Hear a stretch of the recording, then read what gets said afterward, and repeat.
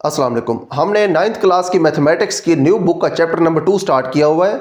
Chapter number 2 logarithm के बारे में है और ये जो हमारे पास एक्सरसाइज है जो इस लेक्चर के अंदर हमने सॉल्व करनी है 2.2, यहीं से लॉगरिथम का कॉन्सेप्ट इस चैप्टर के अंदर स्टार्ट हो रहा है। यानी कि लॉगरिथम का कॉन्सेप्ट पहली बार इस चैप्टर के अंदर एक्सरसाइज 2.2 से स्टार्ट होता है।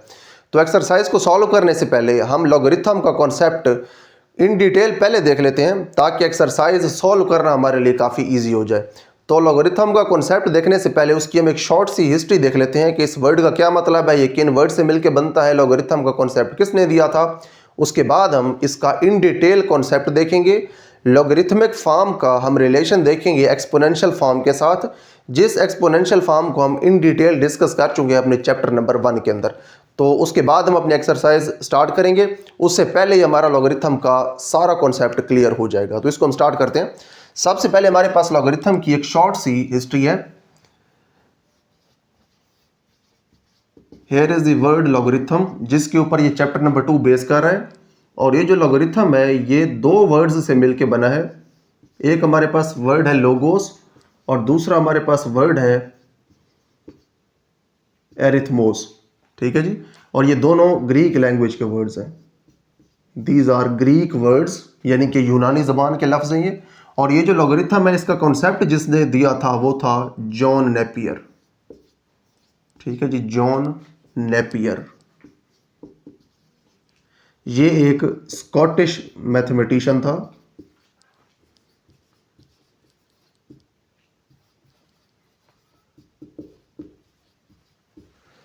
स्कॉटिश मैथमेटिशियन था जॉन नेपियर। उसने हमें लॉगरिथम का कॉन्सेप्ट दिया था। और उसके बाद जो लॉगरिथम है ये इन दो ग्रीक वर्ड्स से मिलके बना है। लोगोस का मतलब होता है रेशो और एरिथमोस का मतलब होता है ऐसा नंबर जिसके ऊपर कैलकुलेशन परफॉर्म की जा रही है। तो ये इसकी एक शॉर्ट सी हिस्ट्री थी लॉगरिथम की। उसके बाद हम ये देखते हैं कि लॉगरिथम होता क्या है। लॉगरिथम के बारे में जैसे कि मैंने स्टार्ट में बताया कि उसका रिलेशन एक्सपोनेंशियल फॉर्म के साथ। तो एक्सपोनेंशियल फॉर्म के साथ क्योंकि हम पहले से फेमिलियर हैं, चैप्टर 1 के अंदर इसको हमने इन डिटेल देख लिया है, तो हम एक्सपोनेंशियल फॉर्म से स्टार्ट करते हैं, फिर उससे हम अपना लॉगरिथम का कॉन्सेप्ट डिराइव करेंगे। फॉर एग्जांपल हमारे पास एक वर्ड है 8 को हम लिख सकते हैं 2⁻³ तो ये 8 की है एक्सपोनेंशियल फॉर्म। अब हम इसी से अपना लॉगरिथम का कॉन्सेप्ट डिराइव इस तरह से करते हैं कि जो हमारे पास 8 है इसका लॉगरिथम है 3। ठीक है जी। यहाँ तो हमें देखने से ये लग रहा है कि 8 बराबर है 2⁻³ के। तो 8 का लॉगरिथम 3 कैसे है? 8 का लॉगरिथम 3 इस तरह से है कि जो हमारे पास 2 है ये लॉगरिथम की बेस बन जाएगी और इस बेस को जितनी हमने पावर देनी है वो पावर इस 8 का लॉगरिथम बन जाती है। इस एक्सपोनेंशियल फॉर्म को अगर हमने लॉगरिथमिक फॉर्म में लिखना हो तो हम इसको ऐसे लिखेंगे कि हम यहाँ पे लॉगरिथम फाइंड कर रहे हैं 8 का। लॉगरिथम हमारे पास 8 का है, किस बेस के अकॉर्डिंग फाइंड कर रहे हैं? बेस यहाँ पे 2 है। अब वैसे भी एक्सपोनेंशियल फॉर्म के अंदर जो पावर के नीचे नंबर होते हैं उसे बेस कहते हैं और ये जो पावर है इसे हम एक्सपोनेंट कहते हैं। बेस यहाँ पे 2 है तो 2 बेस के अकॉर्डिंग हम 8 का लॉगरिथम फाइंड कर रहे हैं। तो यहाँ पे 8 का लॉगरिथम बेस 2 के अकॉर्डिंग वो नंबर है जो कि हमें 2 को पावर देनी पड़ेगी 8 के इक्वल होने के लिए। तो यहाँ पे आप देख सकते हैं कि 8 के इक्वल होने के लिए 2 को हमें पावर देनी पड़ी 3। तो इसीलिए जो 8 का लॉगरिथम है 2 बेस की अकॉर्डिंग वो 3 है। तो यहाँ पे 8 का लॉगरिथम 2⁻² इज इक्वल टू 3। ठीक है, ये टोटली कॉन्सेप्ट है लॉगरिथम का और इसी पूरे कॉन्सेप्ट के ऊपर हमारा जो पूरा चैप्टर है ये बेस कर रहा है। उसके बाद इसकी एक और हम एग्जाम्पल देखते हैं। हमारे पास एक्सपोनेंशियल फॉर्म होती है 9 की। 9 की एक्सपोनेंशियल फॉर्म हम इस तरह से लिख सकते हैं 3⁻²। तो यहाँ पे हम 9 का लॉगरिथम फाइंड करेंगे। 9 का लॉगरिथम 3 बेस के अकॉर्डिंग 2 के बराबर है। तो यहाँ पे हम लिख सकते हैं logarithm of 9⁻³ is equal to 2। यानी कि 9 का लॉगरिथम 3 बेस के अकॉर्डिंग वो नंबर है जो हमें 3 को पावर देनी पड़ेगी 9 के इक्वल करने के लिए। तो 3 को पावर अगर हम 2 दें तो वो फिर 9 के इक्वल होता है, इसीलिए 9 का लॉगरिथम बेस 3 के अकॉर्डिंग 2 है। ठीक है जी। उसके बाद एक और एग्जांपल देखते हैं। फॉर एग्जांपल हमारे पास एक्सपोनेंशियल फॉर्म है 27 की। 27 को हम लिख सकते हैं 3 × 3 × 3।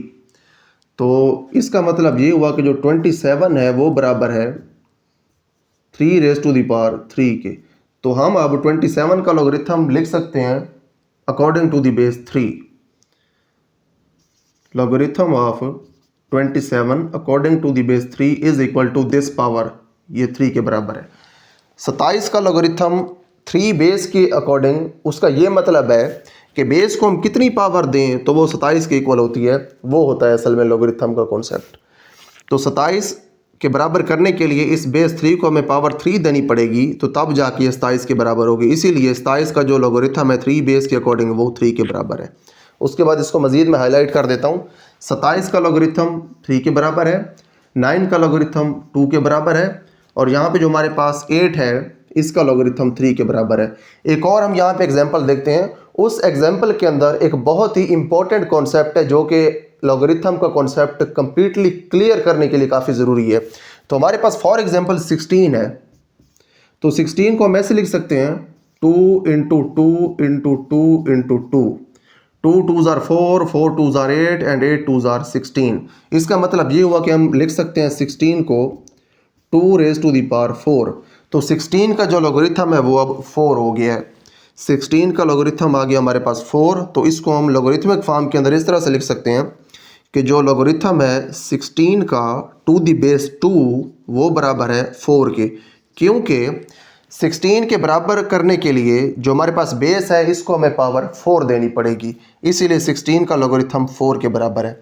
तो क्या हर केस के अंदर 16 का लॉगरिथम 4 के बराबर होगा? क्या हमारे पास एक ऐसा रूल आ गया है कि जो 16 है इसका लॉगरिथम हमेशा 4 ही आना है? ऐसा नहीं है। 4 लॉगरिथम सिर्फ और सिर्फ इस 2 बेस की वजह से आया है। अगर हम इस बेस 2 को चेंज कर दें तो 16 के लॉगरिथम का आंसर चेंज हो जाएगा। तो आइए इसको हम चेंज करके देखते हैं। फॉर एग्जांपल मैं 16 को ऐसे लिख देता हूँ 4 इंटू 4, ठीक है। 16 को हम ऐसे भी तो लिख सकते हैं ना 4 इंटू 4, क्योंकि 4 4s are 16 होता है। तो यहाँ पे इसका मतलब ये हुआ कि जो 16 है उसको हम लिख सकते हैं 4 रेज़ टू द पावर 2। अब देखें यहाँ पे हमने 16 का लॉगरिथम कैसे फाइंड किया था। यहाँ पे हमने 16 का लॉगरिथम फाइंड किया था टू द बेस 2, क्योंकि हमने 16 को 2 की पावर में लिखा हुआ था। 16 को जब हमने लिखा हुआ था 2 की पावर में, तो फिर हमने 16 का लॉगरिथम फाइंड करना था 2 बेस के अकॉर्डिंग। लेकिन अब हमने 16 को लिखा हुआ है 4 की पावर में, तो अब हमने 16 का लॉगरिथम जब फाइंड करना है तो हमने लॉगरिथम की बेस 4 लिखनी है। तो हमारे पास अगर लॉगरिथम हो 16 का टू दी बेस 4, तो ये फिर बराबर होगा इस पावर के 4 की पावर के। तो अब 16 का लॉगरिथम 2 हो जाएगा। तो यहाँ पे आप देख सकते हैं नंबर हमारे पास एक ही है, लेकिन इसका लॉगरिथम दोनों जगह के ऊपर डिफरेंट है। यहाँ पे जब हमारे पास बेस 2 थी तो उस वक्त इसका लॉगरिथम 4 आया, जब हमने बेस 4 कर दी तो उस वक्त इसका लॉगरिथम 2 आ गया। इसका मतलब ये हुआ कि जो लॉगरिथम होता है किसी भी नंबर का वो प्योरली डिपेंड करता है उस बेस के ऊपर जिसके अकॉर्डिंग आप उसका लॉगरिथम ले रहे होते हैं। तो हमारे पास जब 2 बेस थी तो हमने 16 को लिखा हुआ था 2 की पावर में, तो हमने फिर 2 की जो पावर थी वो हमने लॉगरिथम का आंसर लिखा। जब हमने 16 को लिखा हुआ था 4 की पावर में, तो फिर 16 की जो पावर थी या फिर जो 16 का एक्सपोनेंट था वो हमारे पास लॉगरिथम का आ गया आंसर। उसके बाद हमारे पास जब लॉगरिथम का कॉन्सेप्ट क्लियर हो गया है तो अब हम लॉगरिथम के अंदर जो टर्मिनोलॉजीज यूज़ होती हैं उनको हम इन डिटेल अब डिस्कस कर सकते हैं। फॉर एग्जांपल हमारे पास लॉगरिथम है किसी भी नंबर x का टू दी बेस b जो कि बराबर है y की। अब हमने यहाँ पे ये देखना है कि यहाँ पे जो हमारे पास ये तीनों नंबर्स हैं इनको हमने अब क्या बोलना है, किस नेम से हमने इनको याद रखना है। तो हमारे पास ये जो x है ये वो नंबर होता है हमने जिसका लॉगरिथम फाइंड करना होता है, ठीक है। तो यहाँ पे देखिए हम जैसे 16 का लॉगरिथम फाइंड कर रहे थे, इधर हम जैसे 27 का लॉगरिथम फाइंड कर रहे थे, यहाँ पे हम 8 का लॉगरिथम फाइंड कर रहे थे। यहाँ पे वो नंबर होता है जिसका हमने लॉगरिथम फाइंड करना होता है। उसके बाद ये जो हमारे पास नंबर b है इसको हम बेस कहते हैं। इसको b हमने जानबूझ के लिखा है और किताब के अंदर भी इसको b ही लिखा गया है क्योंकि इसको बेस कहते हैं। तो बेस क्योंकि b से स्टार्ट होता है तो उसको फिर b लिखना ज़्यादा मुनासिब है। तो जिस नंबर की पावर में आप 16 को या उस नंबर को जिसका आप लॉगरिथम फाइंड कर रहे हैं जिसकी पावर में आप लिखते हैं वो बेस जो है वही लॉगरिथम की बेस बनती है। और उसके बाद ये जो y है इसे आप एक्सपोनेंट कहते हैं। इसको हम यहाँ पे लिख भी देते हैं। जो y है इस पूरे लॉगरिथम के अंदर y एक्सपोनेंट कहलाता है, एक्सपोनेंट। और ये वाला जो b है इसे हम बेस कहते हैं।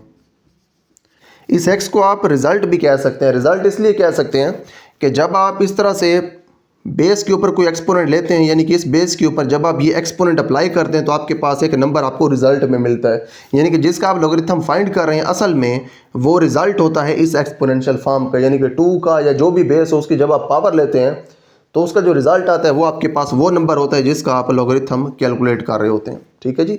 तो हमारे पास अब 3 नेम आ चुके हैं इन तीनों नंबर्स के। इसको हम रिजल्ट कह सकते हैं या फिर वो नंबर जिसका हम लॉगरिथम कैलकुलेट कर रहे हैं। ये वाला जो नीचे नंबर होता है इसे हम बेस कहते हैं, और ये जो y है इसे हम एक्सपोनेंट कहते हैं। एक्सपोनेंट इसलिए कहते हैं कि इस बेस को हमने ये एक्सपोनेंट देना है उस वक्त ही ये फिर x के बराबर होगा। तो इस तरह से हमारे पास लॉगरिथम का टोटल कॉन्सेप्ट है। इस कॉन्सेप्ट को यूज़ करके अब हम अपनी एक्सरसाइज को सॉल्व करते हैं। ये कॉन्सेप्ट अब इस लेवल पे क्लियर हो चुका है कि जो एक्सरसाइज के अब तीनों क्वेश्चंस हैं उनको सॉल्व करने में हमें इंशाल्लाह कोई भी इशू नहीं होगा। तो आइए हम अपनी एक्सरसाइज को स्टार्ट करते हैं। उसके बाद नेक्स्ट हमारे पास हमारी एक्सरसाइज 2.2 है, इसको हम स्टार्ट करते हैं। यहाँ पे हमारे पास इस एक्सरसाइज का पहला क्वेश्चन है। Question number 1 is express in logarithmic form. हमने इन तमाम एक्सपोनेंशियल फॉर्म्स को लॉगरिथमिक फॉर्म के अंदर चेंज करना है अपने उस कॉन्सेप्ट को यूज करते हुए जो हमने इस एक्सरसाइज से पहले इन डिटेल देख लिया है। यहाँ पे हमारे पास पहला पार्ट है, इसके अंदर 10⁻³ इज इक्वल टू 1000। तो यहाँ पे हमारे पास जो रिजल्ट है वो 1000 है और बेस 10 है और हमारे पास एक्सपोनेंट है 3। तो इसको अगर हमने लॉगरिथमिक फॉर्म के अंदर चेंज करना है तो लॉगरिथम हमेशा हम लेते हैं इस रिजल्ट का जो कि एक्सपोनेंशियल फॉर्म के रिजल्ट में हमें मिलता है। लॉगरिथम हमने लेना है इस रिजल्ट का यानी कि 1000 का, और इस लॉगरिथम की बेस ये बेस होती है 10, और लॉगरिथम का जो आंसर होता है वो हमारे पास एक्सपोनेंट होता है। तो ये हमारे पास इस एक्सपोनेंशियल फॉर्म की ये लॉगरिथमिक फॉर्म है। ठीक है, जिसके बाद हमारे पास इसका सेकंड पार्ट है। इसके अंदर रिजल्ट हमारे पास 256 है। तो हमने यहाँ पे लॉगरिथम फाइंड करना है 256 का। इस लॉगरिथम की जो बेस है वो ये 2 बनेगी और इस लॉगरिथम का रिजल्ट अगेन हमारे पास एक्सपोनेंट आएगा जो कि 8 है। ठीक है जी। तो इस एक्सपोनेंशियल फॉर्म से हमने इस तरह से लॉगरिथमिक फॉर्म के अंदर ट्रांसफॉर्म होना है। ये चीज़ हम पहले इन डिटेल देख चुके हैं अपने उस कंसेप्ट के अंदर जहाँ पे हमने डिटेल में डिस्कशन की है कि लॉगरिथमिक और एक्सपोनेंशियल फॉर्म में क्या रिलेशन है। इसीलिए हमने पहले डिस्कशन कर ली कि हमारे लिए जो एक्सरसाइज है ये काफ़ी ईजी हो जाए। तो हमारे पास थर्ड इसका पार्ट है। इसके अंदर हमारे पास रिजल्ट ये है 1/27। तो इसी का हमने लॉगरिथम फाइंड करना है 1/27 का।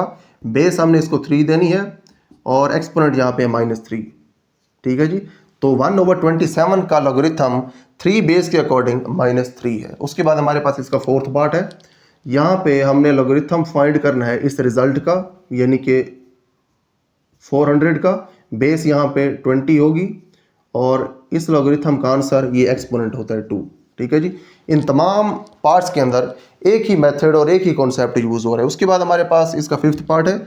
यहाँ पे हमने इस रिजल्ट का लॉगरिथम लेना है यानी कि 1/2 का, और बेस 16 है और इस लॉगरिथम का जो आंसर है वो एक्सपोनेंट है -1/4। तो इस तरह से हमारे पास ये पार्ट भी कंप्लीट हो गया है। उसके बाद हमारे पास सिक्स्थ पार्ट है। यहाँ पे हमने लॉगरिथम अगेन अपने रिजल्ट का लेना है जो कि हमें एक्सपोनेंशियल फॉर्म के रिजल्ट में रिजल्ट मिल रहा है। लॉगरिथम हमने लेना है 121 का। बेस यहाँ पे 11 है और आंसर इस लॉगरिथम का 2 बनेगा। ठीक है जी।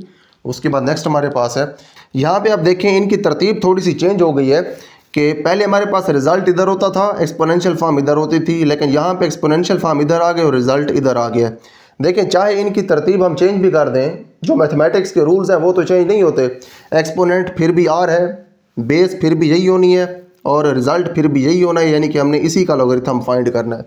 तो आइए इसको हम यहाँ पे सॉल्व करते हैं। आपने लॉगरिथम फाइंड करना होता है उस नंबर का जो कि एक्सपोनेंशियल फॉर्म के रिजल्ट में आपको मिलता है। पी का लॉगरिथम फाइंड करना है, बेस यहाँ पे क्यू है और इस लॉगरिथम का आंसर अगेन एक्सपोनेंट ही होगा क्योंकि यहाँ पे जो पावर्स होती थी वही हमारे पास लॉगरिथम के आंसर्स होते थे। तो यहाँ पे हमारे पास पावर जो है वो आर है, तो ये आर इस लॉगरिथम का आंसर होगा। ठीक है जी। हमारे पास लास्ट पार्ट है इसका। यहाँ पे हमने लॉगरिथम फाइंड करना है 1/2 का क्योंकि एक्सपोनेंशियल फॉर्म के रिजल्ट में हमें 1/2 मिल रहा है। लॉगरिथम ऑफ 1/2 हमने फाइंड करना है। बेस यहाँ पे अगेन यही होगी जो पहले होती थी, 32 यहाँ पे बेस बन गई है। उसके बाद जो बेस की पावर होती है यानी कि जो एक्सपोनेंट होता है वो हमारे पास लॉगरिथम का आंसर बनता है। तो आंसर है हमारे पास -1/5। ठीक है जी। तो इस तरह से हमारे पास ये पार्ट कंप्लीट हो गया है। इन तमाम पार्ट्स के अंदर एक ही कॉन्सेप्ट यूज हो रहा है कि हमारे पास जो एक्सपोनेंट के नीचे बेस है वही लॉगरिथम की बेस बनती है। जो हमारे पास एक्सपोनेंशियल फॉर्म का रिजल्ट होता है उस रिजल्ट का आप लॉगरिथम फाइंड कर रहे होते हैं और जो पावर होती है फिर जो एक्सपोनेंट होता है वही हमारे पास लॉगरिथम का आंसर बनता है।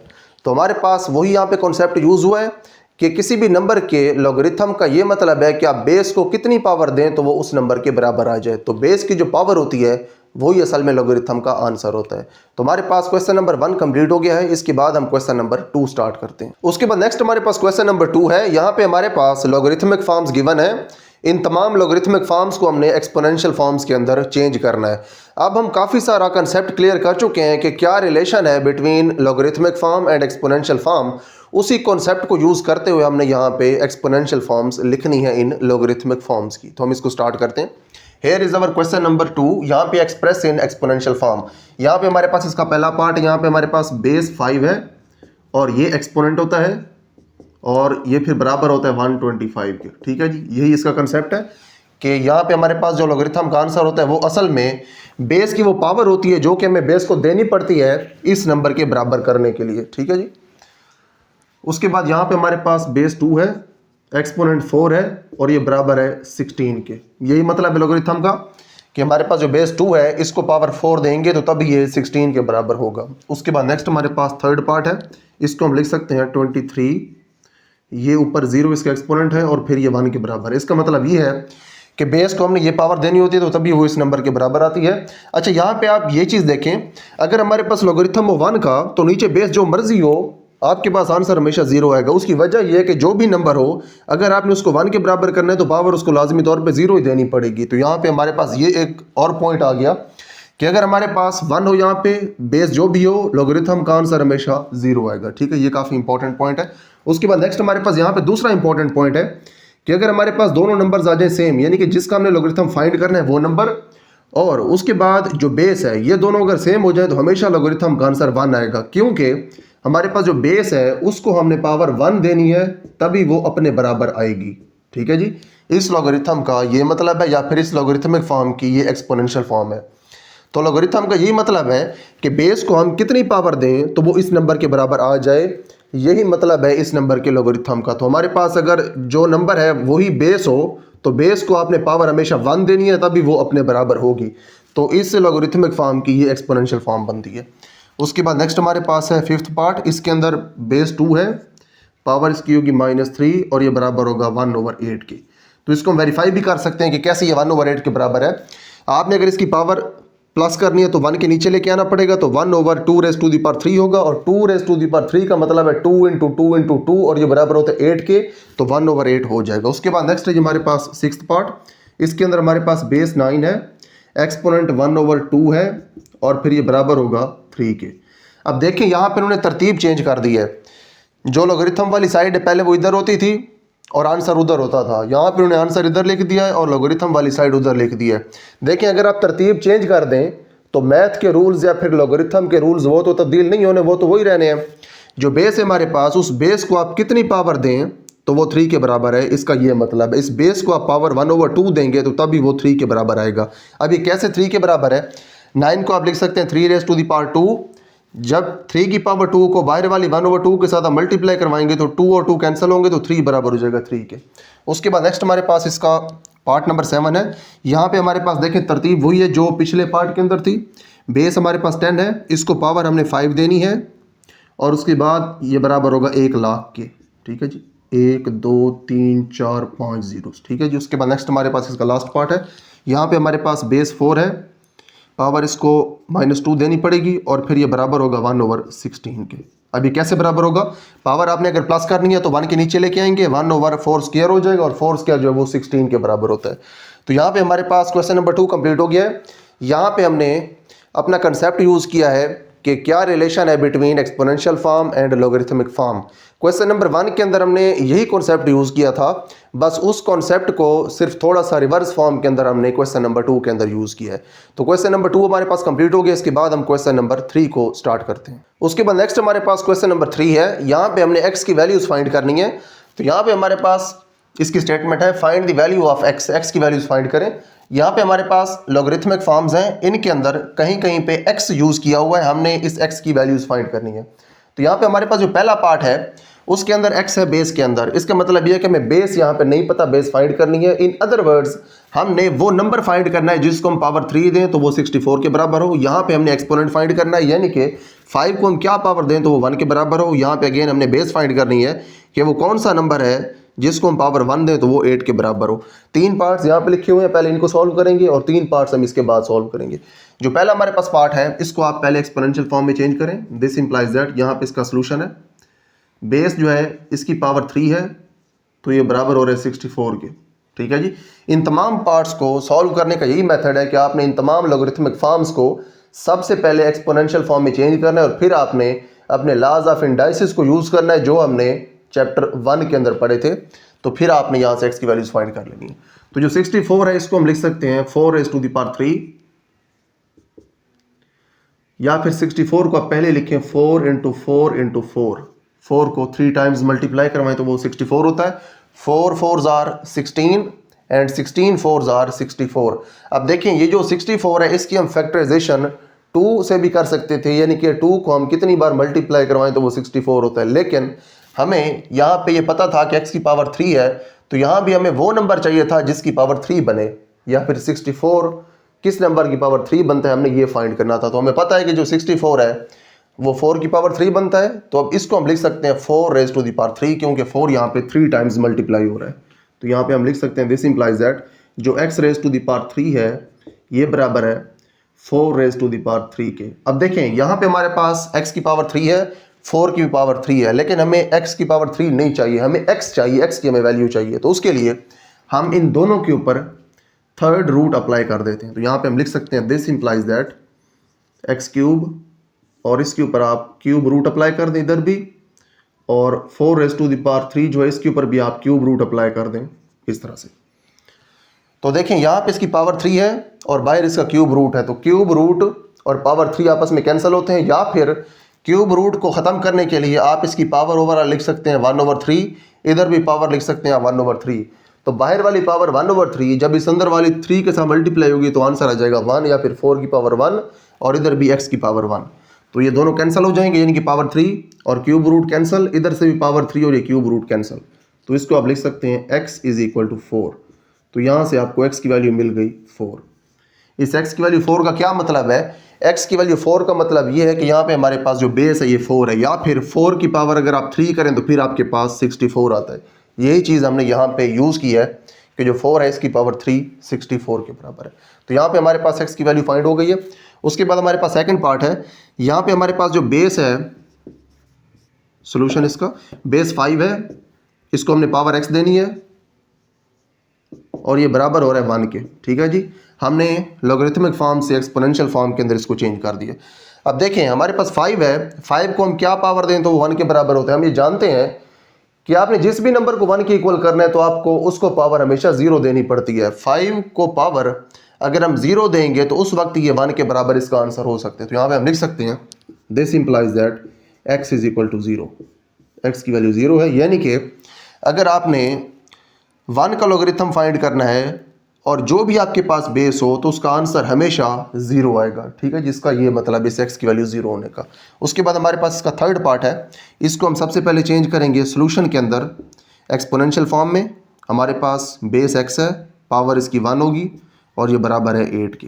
ठीक है जी, इसका ये मतलब है कि बेस को आप क्या पावर दें तो वो 8 के बराबर है, बेस को आप 1 पावर दें तो वो 8 के बराबर, यही इसका मतलब है। इसको हमने चेंज किया एक्सपोनेंशियल फॉर्म के अंदर, तो x की पावर 1 जो है वो x के बराबर होता है। तो इसको आप लिख सकते हैं x = 8।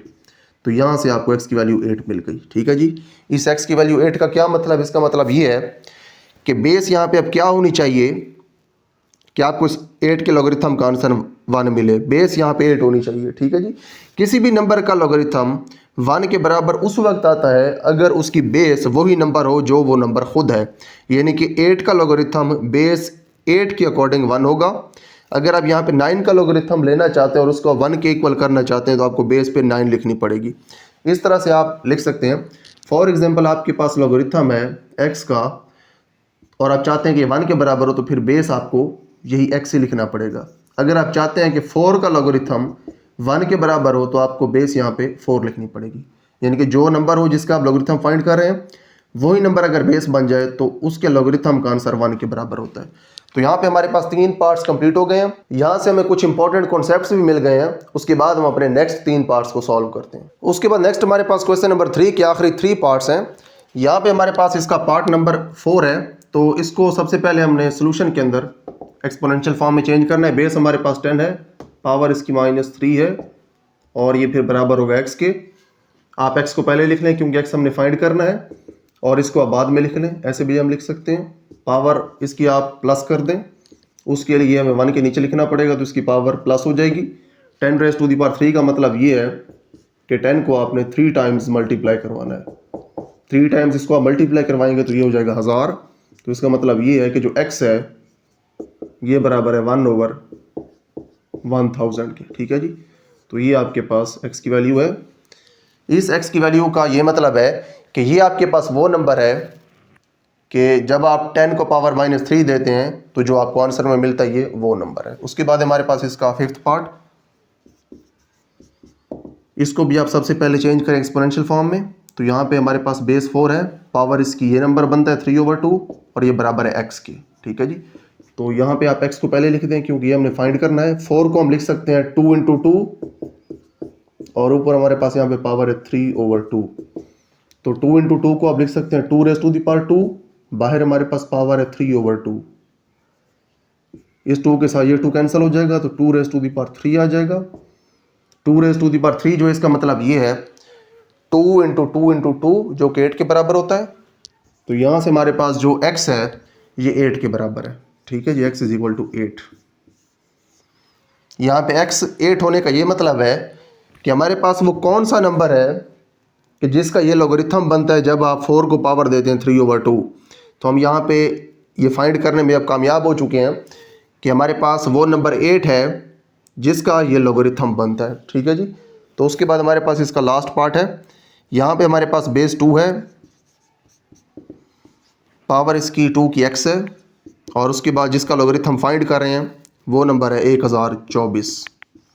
देखिए यहाँ पे 2 की पावर x है तो जो 1024 है ये भी हमें अब 2 की पावर में लिखना पड़ेगा। तो उसके लिए हम 1024 की फैक्टराइजेशन करते हैं। फॉर एग्जांपल यहाँ पे हमारे पास 1024 है,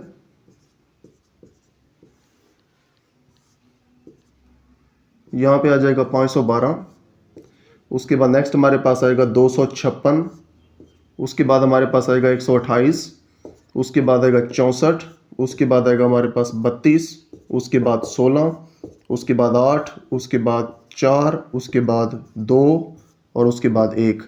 तो काउंट करते हैं कि 2 को हमने कितनी बार मल्टीप्लाई करवाना है। 1 2 3 4 5 6 7 8 9 10। इसका मतलब ये है कि जो हमारे पास 1024 है उसको हम इस तरह से लिख सकते हैं कि हम 2 को 10 बार मल्टीप्लाई करवा दें या फिर हम 2 की पावर 10 लिख दें। तो जो 1024 है इसकी जगह आप लिख सकते हैं 2 की पावर 10। तो 2⁻x जो है ये बराबर होगा, इसकी जगह लिख देते हैं 2⁻10। तो देखिए अब ये दोनों साइड्स बराबर हैं और दोनों की बेसिस भी बराबर हैं। अगर दोनों की बेसिस बराबर हैं और दोनों साइड्स भी बराबर हैं तो इसका मतलब ये है कि इनकी पावर्स भी बराबर हैं। तो इसीलिए यहाँ पे x की वैल्यू जो है वो 10 हो गई है। ठीक है जी, तो x की वैल्यू यहाँ पे 10 होने का क्या मतलब है? इसका ये मतलब है कि हमारे पास 1024 का जो लोगरिथम है बेस 2 के अकॉर्डिंग वो कितना होगा, वो फिर 10 के बराबर होगा। इन अदर वर्ड्स 2 को आपने कितनी पावर देनी है कि वो 1024 के बराबर हो जाए। तो यहाँ पे हमने फाइंड कर लिया कि 2 को आपको पावर 10 देनी पड़ेगी तभी वो 1024 के बराबर होगा। तो यहाँ पे हमारे पास क्वेश्चन नंबर 3 भी कंप्लीट हो गया है। इसके साथ ही हमारी एक्सरसाइज नंबर 2.2 कंप्लीट होगी। इसके बाद हम अपनी नेक्स्ट एक्सरसाइज को सॉल्व करेंगे।